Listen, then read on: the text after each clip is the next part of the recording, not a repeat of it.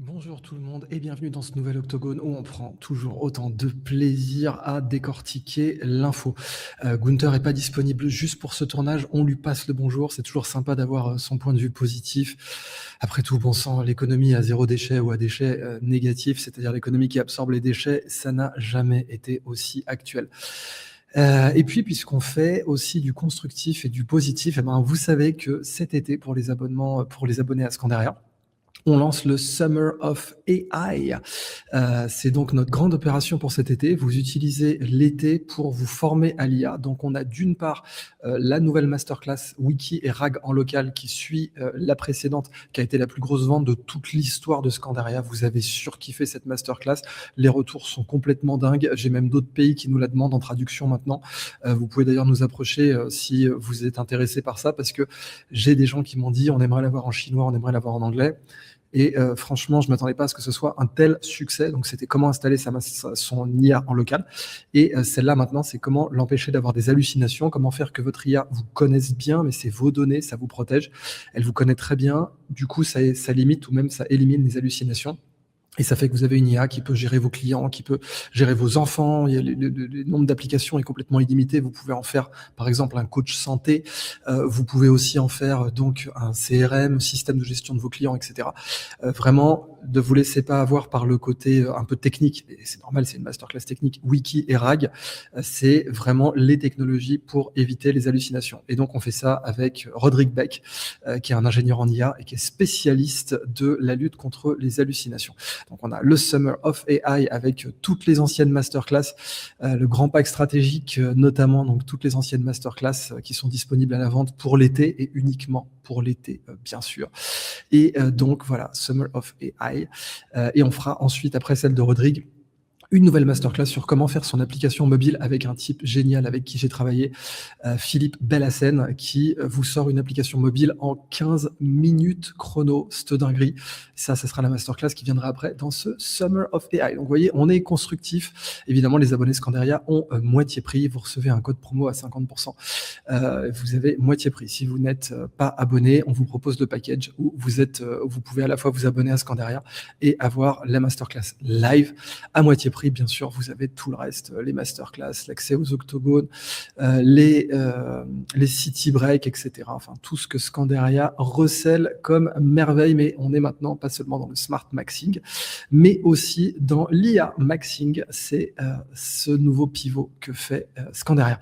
Donc, maintenant, eh bien, les nouvelles iraniennes, alors elles sont plutôt positives.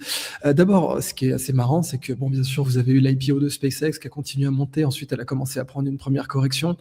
Vous avez AMC qui revient. Bon sang, AMC, les cinémas AMC où on avait eu le short squeeze du siècle il y a 5 ans avec GameStop. Eh ben, AMC se remet à bouger, surveillez ça, et c'est lié aussi partiellement à la paix en Iran, mais bien sûr aussi au fait que les cinémas reprennent très fort aux États-Unis, que les gens retournent au cinéma. C'est un tout et c'est super intéressant. Maintenant, la paix en Iran, toujours cette oscillation, avec bien sûr une tentative d'une certaine frange de la politique israélienne, plus du tout toute la politique israélienne, mais une certaine frange qui reste puissante, qui veut faire capoter ces accords, mais en fait cette frange est de plus en plus marginalisée, c'est pour ça que je l'appelle une frange. J'en veux pour preuve que vous avez même J.D. Vance qui s'est mis à taper sur Netanyahou et les gens qui sont derrière lui, ou disons les gens qui sont derrière l'image que véhicule Netanyahou aujourd'hui, ou l'image Netanyahou tout simplement. De plus en plus, vous avez une critique là. Donald Trump aussi. Enfin, ça commence à beaucoup moins rigoler parce qu'on voit l'impasse. Alors bien sûr, la signature des accords à Versailles, vous avez vu ça, c'est tout un symbole. C'est vraiment quelque chose de marquant parce que évidemment les commentateurs ont dit mais Versailles quoi, Versailles, c'est là que la France a signé sa giga branlée en 1871. C'est là que l'Allemagne a signé sa giga branlée en 1919. Et donc, bon, c'est tout un symbole. Alors, je vous lis la dépêche. L'accord entre Washington et Téhéran est présenté comme une percée diplomatique, mais à y regarder de plus près, il ressemble moins à une paix qu'à une mise en pause stratégique, comme d'habitude. Le risque d'escalade immédiate recule, les marchés respirent. Donc voilà, d'où AMC qui remonte. Le pétrole se stabilise. Quand je dis AMC remonte, c'est AMC, ils ont fait du 100% ce mois-ci, quoi. On en est là. Le pétrole se stabilise, les assurances maritimes anticipent une baisse de tension dans le Golfe. Pourtant, les causes profondes du conflit demeurent, avec notamment la question du programme nucléaire iranien, mais on peut se demander, bien sûr, si en fait c'est pas le fait que l'Iran ait acquis la bombe atomique et convaincu les États-Unis qu'elle l'a, qui les a amenés à signer cette paix. Rôle d'Israël, bien sûr, et en particulier donc cette capacité qu'a eu l'administration Netanyahou de faire croire aux Israéliens que c'était une question de vie ou de mort, exactement comme on leur a fait croire que finalement maintenant tout Palestinien voulait les tuer, que le simple fait de prononcer le mot palestinien était déjà une tentative de tuer un Israélien. Ça, il a fallu 30 ans pour l'installer profondément dans les esprits. Ça existait chez une certaine frange, mais maintenant c'est devenu assez généralisé. Et ça, c'est 30 ans de boulot quand même. Donc il faut reconnaître cette persévérance dans la saloperie de la part des gens qui sont derrière Netanyahou. Influence régionale de Téhéran, présence militaire américaine et rivalité entre puissances. Bon, c'est précisément là que se situe le paradoxe. Aucun acteur ne peut vraiment revendiquer une victoire nette. Bah oui, parce que bon, l'Iran quand même peut pas non plus revendiquer une victoire nette, mais c'est sûr que du point de vue des BRICS, du point de vue des non-alignés, il y a déjà une victoire colossale, quoi. C'est clair que personne, enfin quand on voit que Trump sortait quand même du succès vénézuélien, se retrouver dans une telle situation, avoir d'un coup, je veux dire, c'est comme si vous mangiez une pistache après l'autre, il y en a une qui est fermée, vous vous explosez la dent dessus, il y en a une, c'était un régal, c'est le Venezuela, et il y en a une autre, vous vous explosez la mâchoire dessus. C'est ce qui s'est passé avec l'Iran. Les États-Unis n'ont donc pas obtenu la capitulation iranienne, Israël n'a pas supprimé durablement la menace qu'il dénonce. Mais bonne question de qu'est-ce qui est supprimé ou pas. C'est sûr que maintenant, l'Iran a fait une démonstration de force, bien sûr, avec ses missiles hypersoniques, avec sa capacité à maintenir un potentiel offensif immense malgré des frappes initiales. Donc l'Iran peut transformer sa résistance en capital politique interne. Alors ça, c'est clair aussi, ça a renforcé le régime.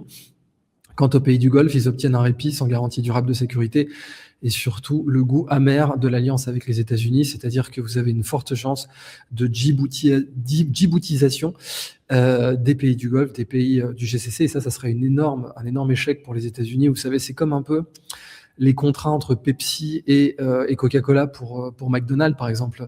McDonald's, ils servent du Coca, ils serviront jamais du Pepsi, point. Voilà, c'est comme ça. Il y a un contrat, et puis McDonald's, ils serviront jamais du Pepsi. C'est comme ça. C'est un contrat qui a été négocié directement avec Coca-Cola.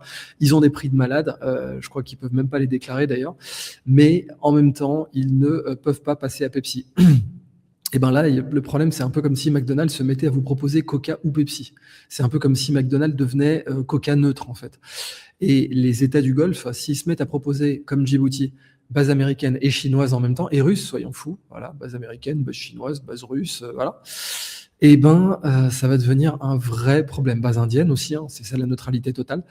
Comme d'ailleurs en Afghanistan, hein, vous avez des consulats aussi bien iraniens que russes, alors russes, oui, il y en a encore bien sûr, et chinois et indiens, vous en avez beaucoup, alors que ce sont les deux puissances rivales dans la région. Et ben, pour les membres du Conseil de coopération du Golfe, si ça arrive, ça sera une gigantesque défaite pour les États-Unis. Donc la vraie question, nous dit la dépêche, est celle du levier diplomatique. Frapper l'Iran a-t-il renforcé la position américaine ou simplement durci les conditions de la négociation?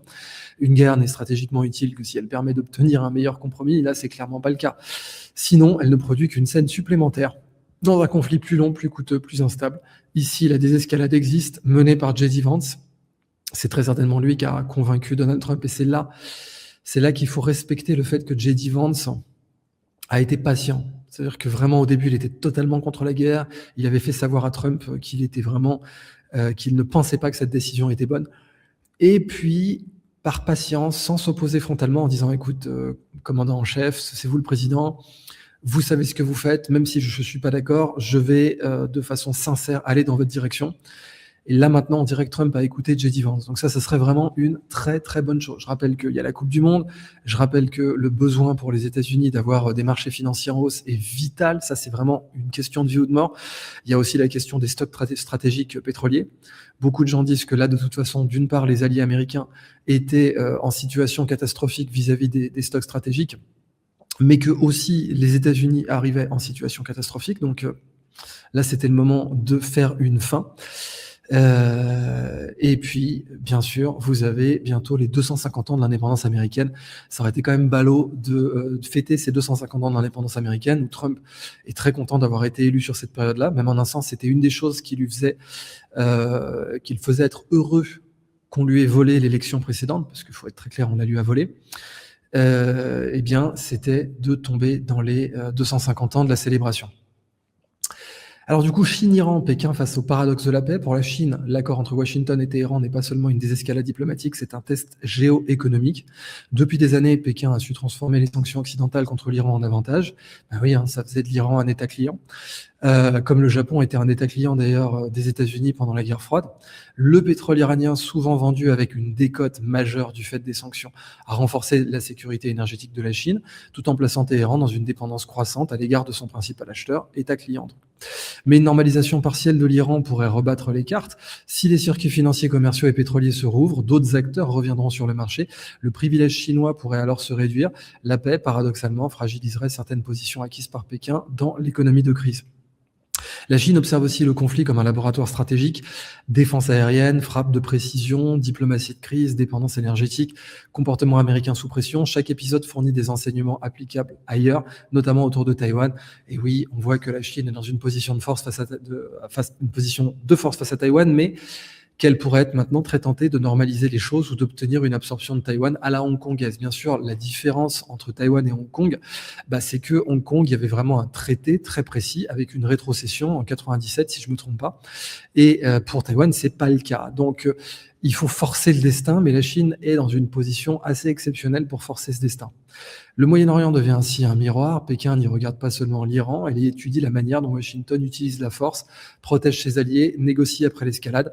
Et là, on revient aux États de coopération du Golfe, c'est-à-dire, encore une fois, la djiboutisation de ces États. La Chine pourrait se retrouver dans les 10 prochaines années à ouvrir des bases à Dubaï, enfin aux Émirats arabes unis, au Qatar, au Koweït, why not? Enfin, tout ça, ça devient possible. Et même en Arabie saoudite, en réalité, ce qui serait impensable. Enfin, juste après les accords du Quincy, bon, d'abord, la Chine n'avait pas du tout les moyens de projeter sa puissance. Mais c'est assez intéressant aussi de considérer que Mao avait prédit que ce serait au 15e plan quinquennal que la Chine prendrait le pas sur les États-Unis, avec même un niveau de vie en parité de pouvoir d'achat supérieur pour un Chinois que pour un Américain. Et c'est vrai que quand on considère toute la parité de pouvoir d'achat, notamment l'accès aux soins en Chine est bien meilleur que l'accès aux soins aux États-Unis. Ça, c'est un fait qui est absolument indiscutable aujourd'hui. Pour un pays qui était dans une situation aussi catastrophique dans les années 60, c'est très impressionnant en termes de croissance pour la Chine. Vous avez ça d'une part, mais avec les soins, vous avez l'éducation. Et ben là aussi, je vous le donne en mille, l'accès à l'éducation en Chine est bien meilleur qu'aux États-Unis pour le citoyen lambda. Et ça, c'est vraiment un signe de paupérisation américaine ou bien de hausse du niveau de vie chinois en parité de pouvoir d'achat. Donc accès aux soins, avec non seulement le prix des soins, mais aussi la rapidité des soins. Vous entrez très facilement, faire une IRM en Chine est plus facile, significativement plus facile pour quelqu'un de standard que faire une IRM aux États-Unis. Je dis quelqu'un de standard pour pas qu'on confonde avec le coefficient de Gini. Le coefficient de Gini qui mesure les inégalités. Au Brésil, par exemple, faire une IRM, c'est facile si vous êtes riche. Si vous êtes pauvre, ça vous prendra beaucoup plus de temps. En Chine, c'est pas le cas. Vraiment, c'est le pays des BRICS où l'accès aux soins est le meilleur, où l'accès à l'éducation est la meilleure. Et enfin, vous avez l'accès aux infrastructures. Les trains à grande vitesse chinois sont exceptionnels, les trains à grande vitesse américains n'existent pas. Et ça, en termes de comparaison, c'est quelque chose d'essentiel. Enfin, il faut quand même mesurer que sur ces 3 critères, la Chine est juste meilleure que les États-Unis, point. Et là, pour le coup, Mao avait raison. Je suis pas un fan de Mao en particulier, vous le savez bien, mais Mao avait raison. En 15 plans quinquennaux, la Chine est arrivée on a un meilleur accès à l'éducation et une meilleure qualité éducative, à prix égal, bien sûr, parce que sinon, pour l'instant, Harvard est meilleur que Tsinghua, et encore. Alors là, avec le wokisme et toutes les conneries américaines, la question se pose réellement. D'ailleurs, au passage, les Chinois viennent de supprimer, c'est aussi quelque chose d'important dans les nouvelles actuelles, viennent de faire un grand nettoyage de printemps. Vous retrouverez plus des mecs qui font des thèses de master sur le fait d'aimer le train quand on est gay. Oui, ça existe en France, il y a eu une thèse de master là-dessus. Non. C'est très bien de parler de la sociologie gay, il n'y a pas de problème, mais faire de ça le centre de votre système éducatif, les Chinois, non, no bullshit, faut arrêter les conneries. Et surtout, avec le fait que l'IA apparaisse, ils ont complètement remanié leur master, et au final, c'est 12 000 programmes éducatifs que les Chinois ont remaniés. 12 000, je ne sais pas si vous vous rendez compte. Donc ça aussi, c'est un point très important. Donc, les Chinois ont un meilleur accès aux soins, un meilleur accès au transport, un meilleur accès à l'éducation que les Américains. Quand ce sera face aux Européens aussi, là, ils auront complètement gagné. Et je crois que pour les soins, c'est déjà le cas. Pour les soins, les Chinois sont passés devant les Européens, ça y est. Pour l'éducation et pour les trains à grande vitesse, on est dessus. Là, ils sont en train de dépasser, en fait. Pour les trains à grande vitesse, ça y est. Par exemple, il n'y a pas de Paris-Berlin à grande vitesse, c'est un fait, hein.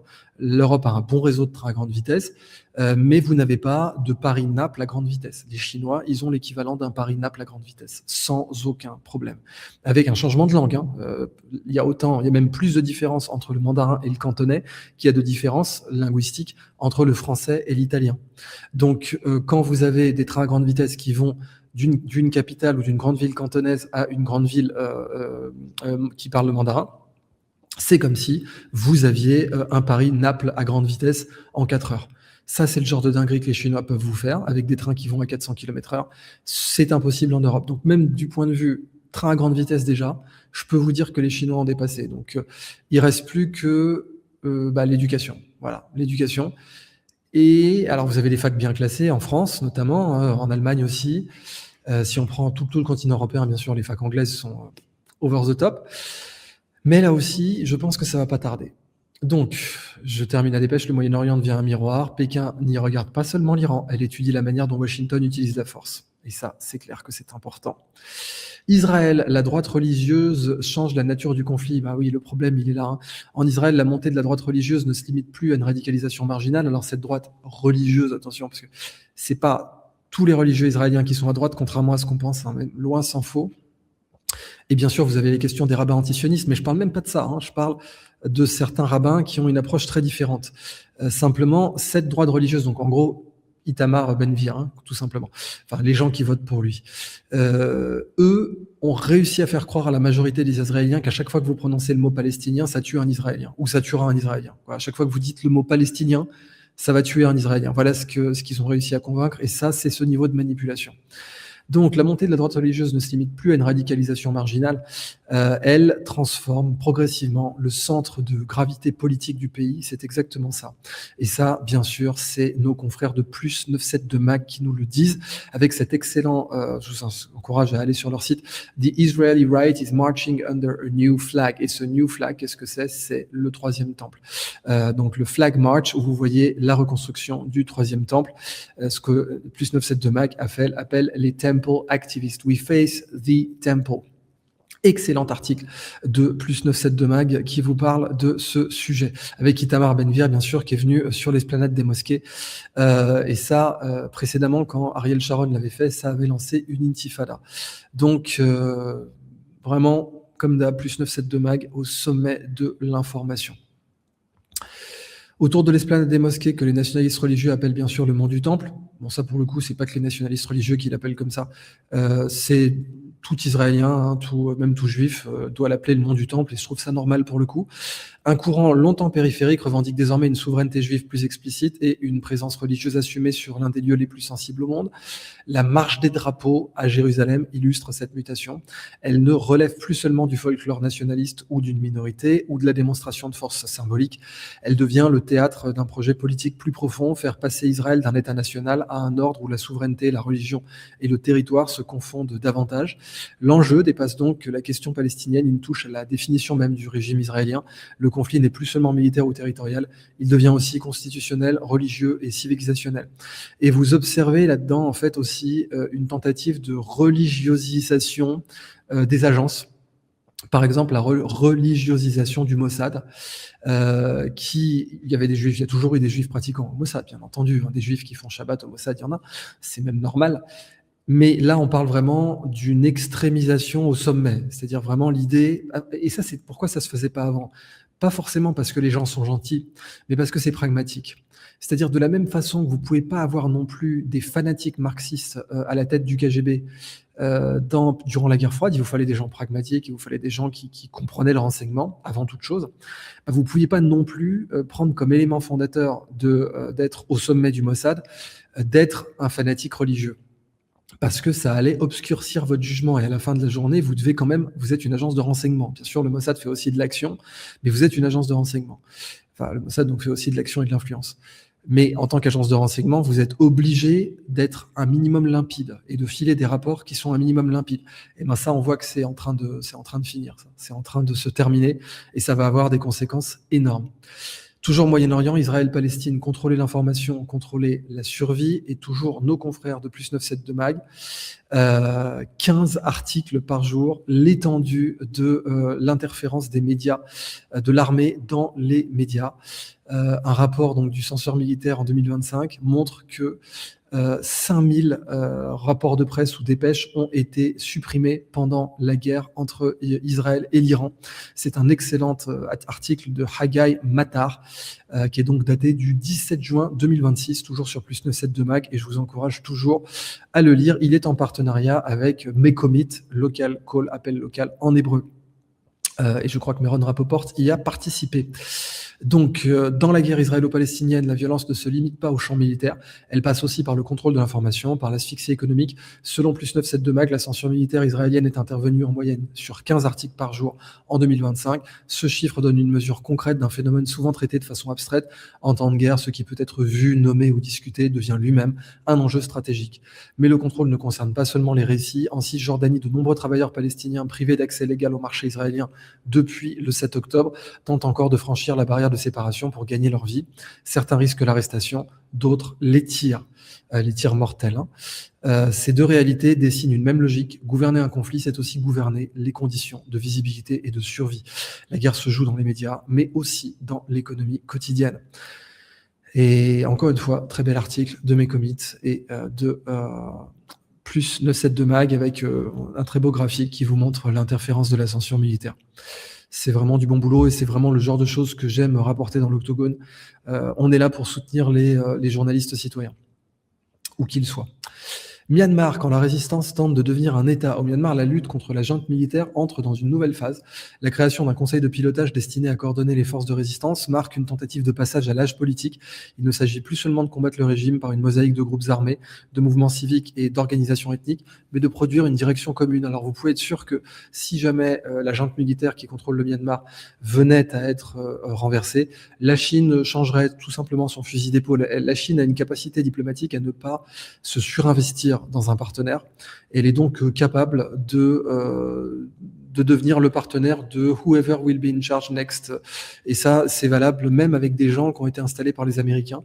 Le Myanmar a toujours été un pivot important pour la CIA. Donc aujourd'hui, la junte actuelle est un très bon allié de la Chine. Les États-Unis essaient de changer ça avec des méthodes un peu sorosites, etc., type révolution de couleur.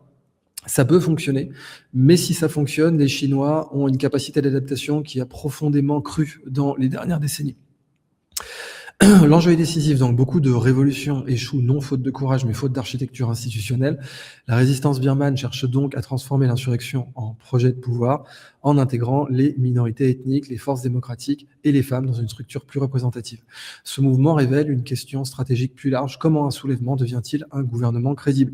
Face à une junte affaiblie, mais toujours violente, la capacité à unifier le commandement politique pourrait compter autant que les victoires militaires. Alors ça, vous sentez même le ton de cette dépêche, c'est assez intéressant. C'est l'Asia Times, en fait. Ce qui est tout à fait fascinant parce que l'Asia Times, là, c'est quelque chose qui est compatible avec les réseaux sorosites.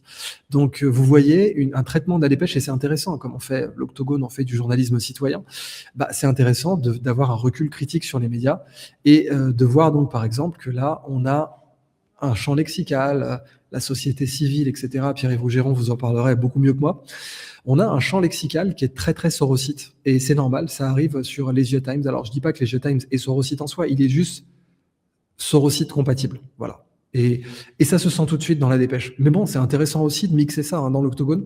Tant qu'on a du recul, en fait, tant qu'on est capable d'analyser, franchement, ça me choque pas plus que ça. Mais évidemment, moi, je dois loyalement vous signaler, attention, vous avez des messages qui sont révolution colorée compatibles. Et ça nous permet d'évoquer encore une fois pas la marginalisation de la Chine, parce qu'elle est plus marginalisable, la Chine, mais la tentative, le retour à la CIA qui cherche à limiter l'influence chinoise dans la région, dans l'Asie du Sud-Est. Alors du coup, faisons, et c'est là que le choix des dépêches a été très bien fait, il est fait par nos amis d'Amadeus, je vous recommande Amadeus, vraiment c'est eux, je suis très content, Scandaria les paye pour avoir les dépêches organisées par IA, bien sûr, on revient aussi, on a nos propres services avec Philippe Hanel et tout, mais eux, franchement, ils font tellement du bon boulot que j'ai voulu les encourager, et ils font, c'est très sympa de lire leurs dépêches, quoi. Donc, avec Amadeus, paf, ils ont mis Myanmar, tac tac, point de vue sur Eurosite, et maintenant, on va prendre le point de vue américain, fracture silencieuse d'un empire.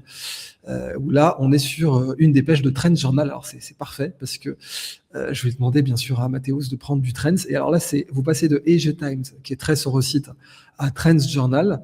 Donc Gérald Celente, gigantesque journaliste citoyen, et boum, c'est parfait quoi. Donc, États-Unis, la fracture silencieuse d'un empire. L'économie américaine ne s'effondre pas en un seul choc visible, elle se fragilise par couches de manière asymétrique. Dette, inflation, surendettement des ménages, pression sur les loyers, coût de l'énergie, assurance santé, précarité de l'emploi. Cet article de Trends compare cette dynamique aux déclins impériaux passés, Rome, l'Espagne, du temps de Philippe II. Philippe II, c'est l'apogée. L'Empire britannique ou l'Union soviétique ne se sont pas brisés en un jour, mais par accumulation de tensions internes.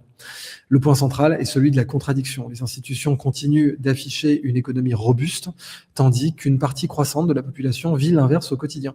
Cette distance entre récit officiel et expérience matérielle nourrit défiance, colère sociale et volatilité politique. La charge descend alors progressivement de l'État vers les entreprises, des entreprises vers les travailleurs, puis des ménages vers la dette. Quand la classe moyenne devient le champ de bataille, la crise cesse d'être abstraite. Elle se mesure au supermarché, au loyer, au crédit et à la peur. C'est là que commence la vraie facture politique. Et oui, j'ai oublié quand j'ai comparé les États-Unis et la Chine, il y a aussi l'accès au crédit. L'accès au crédit est devenu meilleur en Chine qu'aux États-Unis. Ça, c'est un point qui est particulièrement significatif, particulièrement symptomatique. L'accès au crédit est meilleur aujourd'hui en Chine qu'aux États-Unis. Et ça devient très très compliqué pour la classe moyenne américaine qui ne fait que se paupériser. En réalité, l'apogée du pouvoir d'achat de la classe moyenne américaine, c'était sous Clinton. Certains vous diraient sous Ronald Reagan, mais je pense que c'était vraiment sous Clinton. Non pas que Clinton...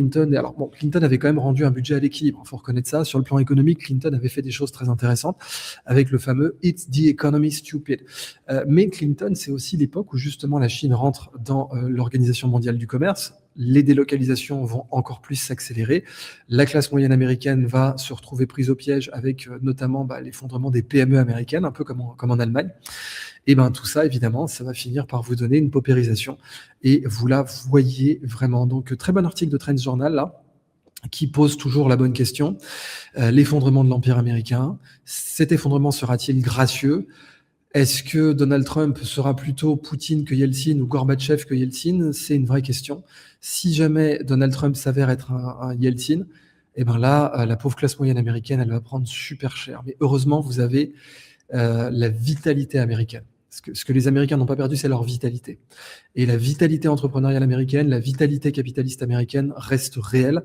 On le voit avec Elon Musk, qui est quand même né sud-africain en Afrique du Sud, et qui vous amène la plus grosse IPO de tous les temps, qui vous amène et qui est mérité. Je veux dire, certes, le chiffre d'affaires est pas du tout proportionnel à la valorisation boursière, mais c'est clair que Musk est convaincant quand il dit « j'ai un total addressable market gigantesque ».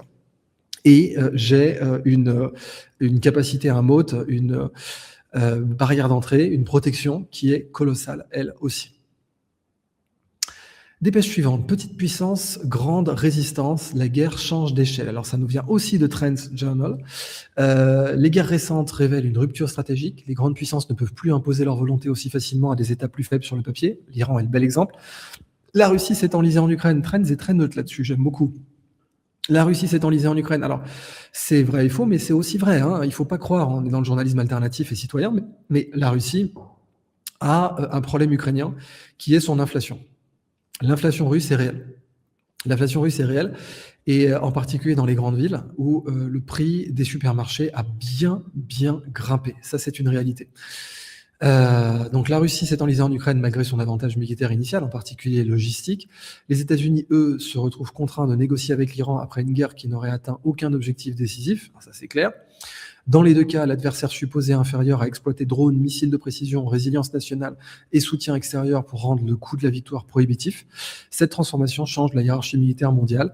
Des technologies relativement peu coûteuses permettent désormais de frapper des infrastructures vitales, de menacer des bases, voire de rendre vulnérables des symboles classiques de puissance, comme les porte-avions, qui servent plus à rien aujourd'hui, sauf vraiment quand vous avez un écart majeur de puissance militaire. Mais à part ça, le porte-avions, en gros, c'est devenu un instrument de bullying. Avant, c'était un égalisateur de puissance face à grande puissance impériale dans le Pacifique. C'est là que le porte-avions va vraiment briller. Maintenant, c'est devenu une arme de bullying. C'est-à-dire vraiment du fort au faible, quoi. Et encore, même là, la dissuasion du faible au fort avec les drones, on peut se demander si un énorme essaim de drones ne peut pas aussi équilibrer la puissance. Sauf que chez un faible, bien sûr, vous ne pouvez pas avoir beaucoup de drones qui peuvent être rapides et avoir un très très long rayon d'action. La guerre n'est plus seulement affaire de budgets colossaux, mais d'adaptation, de volonté politique et de capacité d'innovation. Le paradoxe est brutal. L'envahisseur peut disposer de la supériorité matérielle, mais le défenseur combat souvent avec une intensité existentielle. Quand une nation estime n'avoir rien à perdre, la conquérir devient presque impossible. C'est le cas de l'Iran. C'est même le cas de Gaza en réalité. La puissance ne disparaît pas, elle devient plus difficile à convertir en victoire. C'est exactement ça. Alors enfin, énorme dépêche. Alors là, je vais en faire une vidéo sur ma chaîne. Simplement, je vais être en voyage. Alors, il me faudra encore un peu de temps pour vous faire ça. J'aime pas trop faire des lives quand je voyage, mais des fois j'en fais, donc on verra bien. Mais Biolab américain, le renseignement rouvre un dossier explosif et ce renseignement, c'est Tulsi Gabbard. Alors là, la source de la dépêche, c'est directement la conférence de presse, la dépêche de presse du 12 juin 2026 qui a été publiée par Tulsi Gabbard. Et alors la panique chez les déconspis parce que, bah oui, comme d'hab, les complotistes avaient raison, mais là vous commencez à être habitués. Je veux dire, on a eu une interminable liste de moments où les complotistes avaient raison depuis 10 ans. Et bien là, ça ne rate pas. Les complotistes avaient raison et AFP Factuel vous a dit de la merde, on ne peut pas dire les choses autrement. La directrice du renseignement national américain, Tulsi Gabbard, qui est un des cadeaux de Trump pour le coup, là faut reconnaître, un des cadeaux de Trump au peuple américain, c'est Tulsi Gabbard et ça lui a coûté très cher. Parce que Tulsi Gabbard, là, elle a dû prendre la vague passée quand Trump a attaqué l'Irak, sachant qu'elle était contre, bien sûr, elle est démocrate, elle était démocrate, c'est une transfuge du Parti démocrate, ça veut dire qu'elle peut plus retourner chez les démocrates comme ça. Eh bien, Tulsi Gabbard, qui est vraiment ce cadeau de l'administration Trump au peuple américain, a balancé ça. Elle a déclassifié de nouveaux éléments sur un programme de laboratoire biologique financé par les contribuables américains à l'étranger. Selon le communiqué de l'ODNI, donc Washington, donc l'Office alors c'est ODNI précisément, ça veut dire Office of the Director of National Intelligence, voilà, dont Tulsi Gabbard est la présidente, est la chef. Selon le communiqué de l'ONU, disais-je, Washington aurait soutenu plus de 120 biolabs dans plus de 30 pays, dont certains en Ukraine, notamment pour faire des armes bioethniques. Tout ça exposé aux risques liés aux guerres avec la Russie, ça veut dire s'il explose, vous faites quoi? Le document évoque notamment la présence possible de pathogènes dangereux. Oui, parce que quand vous avez un biolab militaire, il n'y a même plus de labellisation P4, etc. Non, c'est fini. Donc le niveau de surveillance est inexistant et le niveau de transparence, bien sûr, est inexistant. Donc, la présence possible de pathogènes dangereux et des vulnérabilités en cas d'attaque, de saisie ou de destruction. L'enjeu dépasse la seule question sanitaire. Le communiqué accuse certaines autorités d'avoir minimisé, voire dissimulé l'existence et le financement de ces laboratoires, tout en criminalisant ceux qui soulevaient le sujet. Il mentionne aussi des recherches sur des agents hautement contagieux, avec parfois des travaux de type gain de fonction, les fameux. Alors, heureusement, c'est pour ça que Didier Raoult n'y croit pas, c'est parce que lui, il sait que ça marche pas, mais en face, la vérité est un miroir brisé, chacun pense qu'il en a, que sa petite partie contient le tout. C'est exactement comme quand l'excellent Xavier Hofer vous disait « mais non, je ne peux pas croire que Epstein était un agent de renseignement israélien ». Et en un sens, il avait raison, il n'était pas du niveau du Mossad. Qu'il était en contact avec le Mossad, c'est une évidence qui a été amplement démontrée par la suite, mais qu'il ait été formé au niveau d'exigence du Mossad, non, le mec faisait beaucoup trop d'erreurs, beaucoup trop d'erreurs, qui ont mené à la situation bordélique actuelle d'ailleurs. Donc d'un côté, dans ce dossier, vous avez Didier Raoult qui vous dit « mais les gains de fonction, ça ne marche pas », et c'est vrai, mais de l'autre, vous avez la volonté. C'est-à-dire, d'une part, ces gens ignoraient Raoult, Fauci ne faisait pas confiance à Didier Raoult dans l'idée que les gains de fonction n'existaient pas. Et d'autre part, la volonté de nuire, la volonté de faire des saloperies, de faire des virus hybridés, etc., elle est réelle et elle a été tentée. Heureusement que ça n'a pas marché. Donc, gain de fonction conduit avec une visibilité et un contrôle jugé insuffisant. Tu m'étonnes, c'est même pas insuffisant, c'est inexistant. Cette affaire ouvre un débat stratégique majeur. Jusqu'où les programmes de biosécurité peuvent-ils être externalisés sans contrôle démocratique réel? Elle interroge aussi le lien entre santé publique, renseignement, guerre biologique potentielle et responsabilité politique. C'est clair et net. Donc, bravo à Tulsi Gabbard pour avoir mentionné ça. Je veux dire, c'est un service rendu au peuple américain de toute évidence. DGSI, la souveraineté numérique passe par la sortie de Palantir. La DGSI va progressivement remplacer le logiciel américain Palantir par Argonos, la solution française développée par Chaps Vision. Utilisée depuis 2016 après les attentats de 2015, Palantir Gotham était devenu un outil central du renseignement intérieur français pour analyser de très grands volumes de données, vidéos, textes, conversations et informations issues de multiples sources. Donc la fiche de la DGSI sur votre serviteur a été compilée par l'intégration de Gotham, c'est-à-dire la surveillance de mes vidéos YouTube, mes données de géolocalisation, qui j'ai rencontré, avec qui j'ai interagi, qui j'ai mentionné, etc., etc. Eh bien, écoutez, même si je déplore que la DGSI fasse ce genre de profilage surveillance des souverainistes en France, je suis très content qu'elle le fasse, de savoir que je serai profilé par la suite par Argonos plutôt que par Gotham. Je vous le dis clairement, c'est une très bonne chose. Cette transition est présentée comme un choix de souveraineté numérique. Oui, c'est vrai. Elle vise à réduire la dépendance française à une technologie américaine liée historiquement à l'écosystème du renseignement des États-Unis, mais la rupture ne sera pas immédiate. Le contrat Palantir, renouvelé plusieurs fois, reste actif jusqu'en 2028 et la migration vers Chaps Vision devrait prendre plusieurs années afin d'éviter toute perte opérationnelle. L'affaire révèle une contradiction stratégique, évidemment, notamment dans le Guardian, qui a fait un très bel article là-dessus. La France veut maîtriser ses outils critiques, mais cette volonté arrive après près de 10 ans de dépendance à un acteur étranger dans un domaine hautement sensible. Et le but, évidemment, quand Palantir vous a mis sur Gotham, c'est très dur de revenir en arrière. Ça va de soi, vous êtes un client quasiment captif. Le choix d'Argonos marque donc moins une simple substitution technique qu'un test politique. La souveraineté numérique peut-elle devenir une capacité réelle ou restera-t-elle un slogan lorsque les infrastructures critiques dépendent déjà d'acteurs extérieurs? Donc, très très beau papier du Guardian, France to ditch Palantir's AI data tools in favor of domestic provider. Ils ont mis une illustration d'une manifestation contre Palantir en Allemagne où quelqu'un s'était déguisé en Donald Trump et c'est comme ça le fameux Yo fake news, voilà. C'est beau papier du Guardian. Le Guardian a fait de la merde assez récemment, mais là, beau papier du Guardian, ils ont gardé des restes de bon journalisme et ça fait plaisir. Donc là, voilà, assez content. Enfin, on va terminer sur de la petite dépêche IA, ça me semble quand même nécessaire. IA, la Chine verrouille les chaînes d'approvisionnement stratégiques. La Chine n'est plus seulement l'atelier du monde, elle devient l'un des maillons indispensables de l'infrastructure mondiale de l'intelligence artificielle. Encore une belle dépêche de Trends, bon sang, ils sont vraiment bien. Si vous êtes anglophone, abonnez-vous à Trends Journal. En plus, vous soutiendrez un grand journaliste citoyen qui est journaliste citoyen depuis 30 ans, Gérald Celente. Comme pour les batteries, les minerais critiques ou l'automobile électrique, Pékin a ciblé des segments techniques essentiels, souvent invisibles mais difficiles à remplacer. Les modules optiques qui relient puces et IA et serveurs en transformant des signaux électriques en lumière, ça c'est vraiment très bien, illustrent cette stratégie. Cette entreprise chinoise figure parmi les 10 premiers fournisseurs mondiaux et contrôlerait 60% du marché. Cette montée en gamme se traduit aussi dans les exportations. La demande liée à l'IA a dopé les ventes chinoises de puces, serveurs, ordinateurs et téléphones, tandis que l'industrie des semi-conducteurs produit désormais à une cadence massive. La Chine ne vend plus seulement du volume, elle exporte de plus en plus de valeur. Le même mouvement se retrouve dans l'automobile, les exportations de véhicules chinois en bondit notamment dans les modèles électriques et hybrides.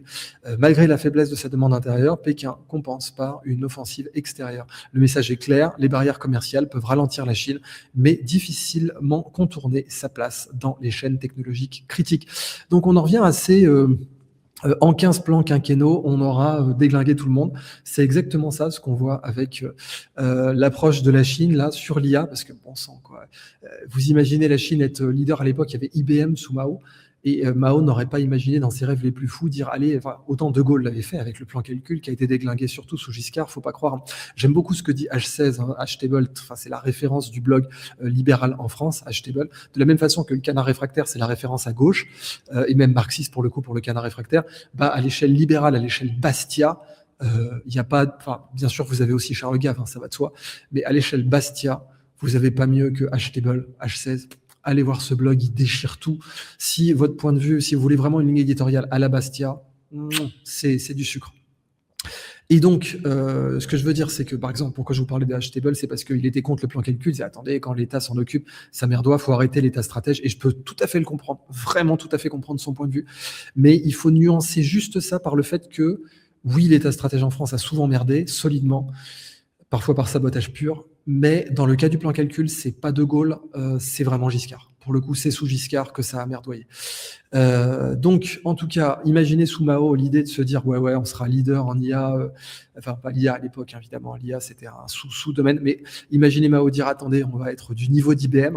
Bah là maintenant, ça y est, on n'en est plus là. Donc je voulais terminer cette partie libre de l'Octogone, cette partie publique de l'Octogone sur une dépêche IA, ça me semblait nécessaire.